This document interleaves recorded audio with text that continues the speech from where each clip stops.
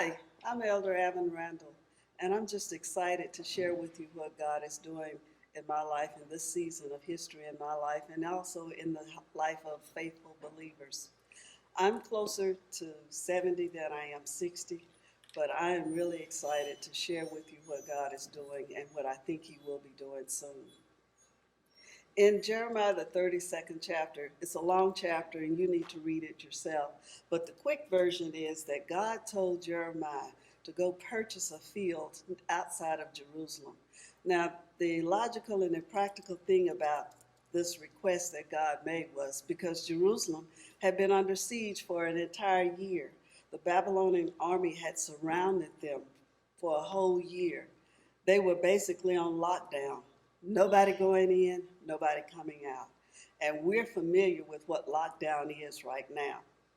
What that meant was there were limited resources, limited income, nobody coming in. And we know in our situation now that that's forced social distancing, forced closures of schools, businesses, offices. So your resources are limited, and everything that you have is going toward trying to purchase food and just to survive. But Jeremiah was obedient to God, and he went and purchased the field, got the deed, and had it recorded. And I think Jeremiah did that because he truly did believe in the eternal God, the God of our salvation, and the God whose promises are forever. How do you think I know that? Well, when you go back to the 29th chapter, which is 3 chapters before 32, in verse 11 it records, "For I know the plans that I have for you, declares the Lord, and they're plans for your future, they're plans not to harm you, they're plans to give you hope." And by the end of the 32nd chapter, God promised the people of Israel that he would rebuild the city and that he would restore their fortunes. I want to be a Jeremiah.